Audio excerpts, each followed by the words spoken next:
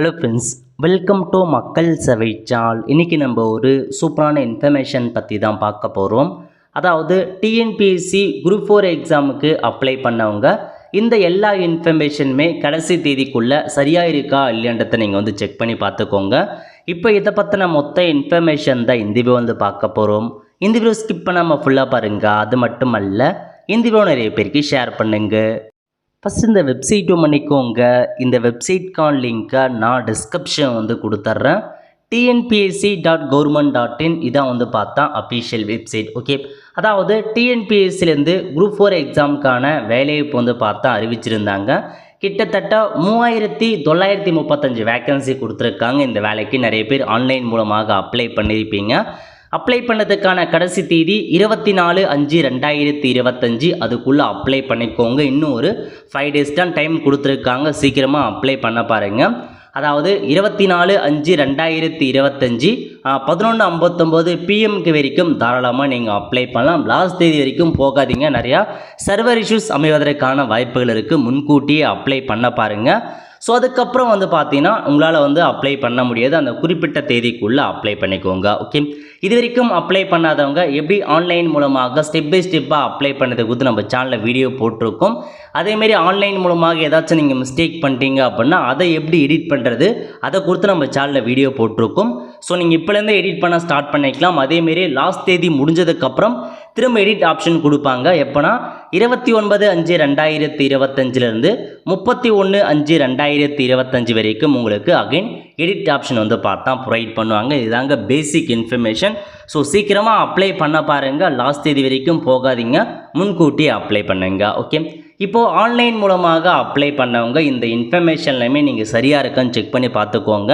இல்லை அப்படின்னா உங்களால் எக்ஸாம் எழுத போக முடியாது. இப்போ அதை பற்றி பார்க்கலாம். ஓகே, ஸோ அப்ளை பண்ணவங்க கீழே கொடுத்துருக்காங்க பாருங்கள், அப்ளை ஆன்லைன்னு. இந்த ஆப்ஷன் நீங்கள் கிளிக் பண்ணால் போதும்.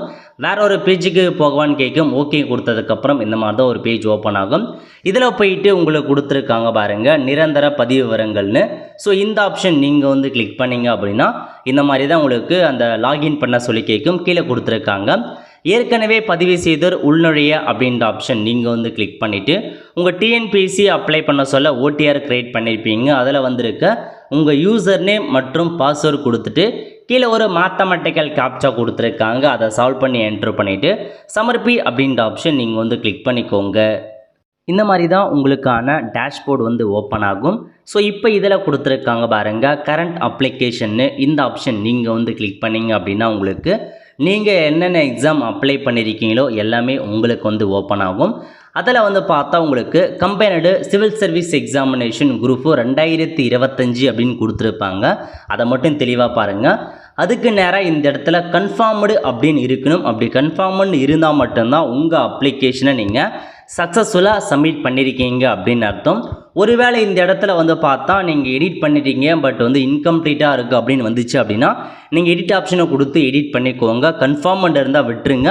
ஒருவேளை ஒரு சில பேர் என்ன பண்ணியிருப்பாங்கன்னா எடிட் கொடுத்து ஒரு சில ஆப்ஷன் எடிட் பண்ணிட்டு அப்படியே வெளியே இருப்பாங்க. அந்த மாதிரி இருக்கவங்களுக்கு இந்த இடத்துல பார்த்தா எடிட்டட் பட் இன்கம்ப்ளீட் அப்படின்னு தான் உங்களுக்கு ஓப்பன் ஆகும். அந்த மாதிரி இருக்கவங்க திரும்ப எடிட் கொடுத்து ஃபுல்லாக பார்த்தா அப்ளிகேஷனை கம்ப்ளீட் பண்ண பாருங்கள். அப்படி கம்ப்ளீட் பண்ணால் மட்டும்தான் உங்களுக்கான அப்ளிகேஷன் சக்ஸஸ்ஃபுல்லாக அப்ளை பண்ணதாக அர்த்தம். ஓகே, ஸோ இதில் நீங்கள் பார்க்க வேண்டியது மட்டும்தான் கன்ஃபார்ம் இருக்கான்னு செக் பண்ணுங்கள். கன்ஃபார்ம் இருந்தால் மட்டும்தான் அப்ளிகேஷன் கம்ப்ளீட்டட். அதுக்கப்புறம் என்ன பண்ணலாம் அப்படின்னா ஸோ வியூ அப்படின்ற ஆப்ஷன் நீங்கள் கிளிக் பண்ணி நீங்கள் கொடுத்த, அதாவது ஆன்லைன் அப்ளிகேஷனில் நீங்கள் கொடுத்த எல்லா இன்ஃபர்மேஷனுமே கரெக்டாக இருக்கா இல்லையா அப்படின்றத நீங்கள் செக் பண்ணி பார்த்துக்கோங்க. உங்கள் நேமாக இருக்கட்டும், டேட் ஆஃப் பர்த்தாக இருக்கட்டும், ஃபாதர் நேம், மதர் நேம், உங்கள் அட்ரஸ்ஸு இதெல்லாமே கரெக்டாக இருக்கான்னு செக் பண்ணி பார்த்துக்கோங்க. ஏதாச்சும் மிஸ்டேக் இருக்குது அப்படின்னா ஓடிஆரில் போயிட்டு நீங்கள் எடிட் பண்ணிக்கலாம். எடிட் பண்ணிட்டு அதுக்கப்புறம் ஆன்லைன் அப்ளிகேஷனில் கரெக்ஷன்ஸ் பண்ணிக்கலாம். அதுக்கப்புறம் நீங்கள் கொடுத்த போஸ்டிங், அதாவது ஒரு சில பேர் பார்த்தீங்கன்னா அந்த ஃபாரஸ்ட் கார்டு எல்லா ஆல் போஸ்ட்டு கொடுத்து அப்ளை பண்ணியிருப்பீங்க. ஒரு சில பேர் ஃபாரஸ்ட் கார்டு, ஃபாரஸ்ட் வாட்சை தவிர்த்து மீதி இருக்க போஸ்ட்டுக்கு அப்ளை பண்ணியிருப்பீங்க. அதுலேயுமே நீங்கள் சேஞ்ச் பண்ணணும் அப்படின்னா அதுவும் நீங்கள் தாராளமாக சேஞ்ச் பண்ணலாம். ஸோ ஃபஸ்ட் நோட்டிஃபிகேஷன் தெளிவாக ரெஃபர் பண்ணுங்கள். உங்களுக்கு அந்த பதவிகளுக்கெல்லாம் தகுதி இருக்குது அப்படின்னு ஆல் போஸ்ட்டு கொடுத்து நீங்கள் அப்ளை பண்ணலாம். ஸோ அதேமாரி குவாலிஃபிகேஷன்ஸ் எல்லாம் மிஸ்டேக் பண்ணியிருக்கீங்களா அப்படின்றதையும் ஒன்ஸ் நீங்கள் செக் பண்ணி பார்த்துக்கோங்க. அதுக்கப்புறம் பிஎஸ்டிஎம் கொடுத்தவங்க அதெல்லாம் கரெக்டாக இருக்கா இல்லையான்றதை நீங்கள் செக் பண்ணி பார்த்துட்டு எல்லாமே ஒன்ஸ் நீங்கள் தெளிவாக செக் பண்ணி பாருங்கள். ஏதாச்சும் மிஸ்டேக் பண்ணியிருக்கீங்களா இல்லையா அப்படின்றத.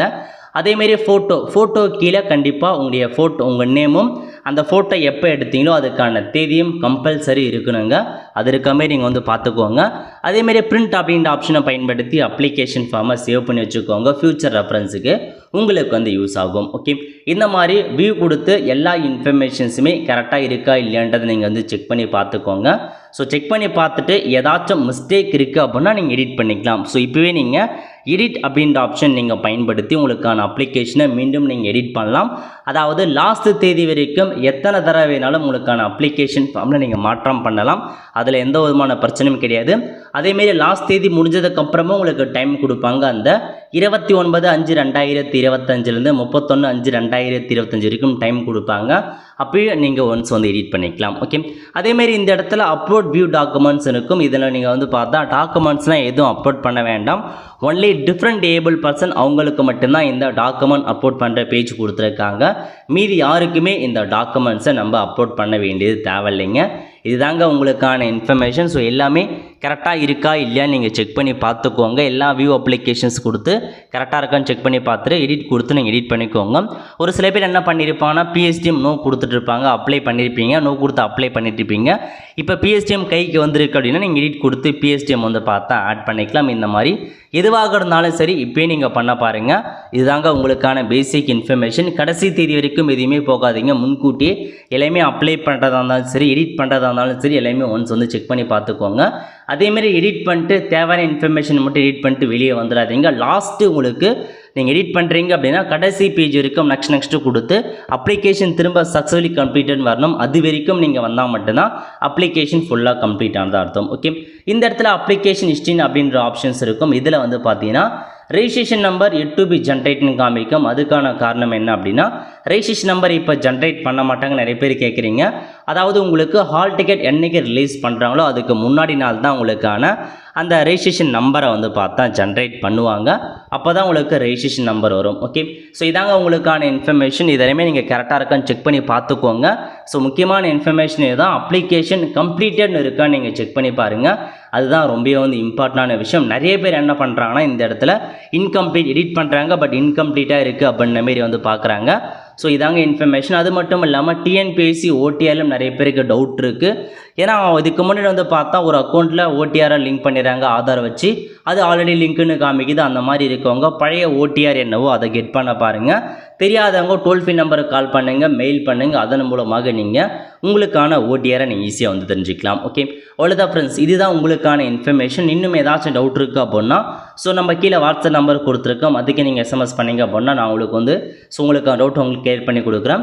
இப்போதைக்கு இதுதான் பேசிக்கான தகவல்கள். நிறைய பேருக்கு தெரியப்படுத்துங்க.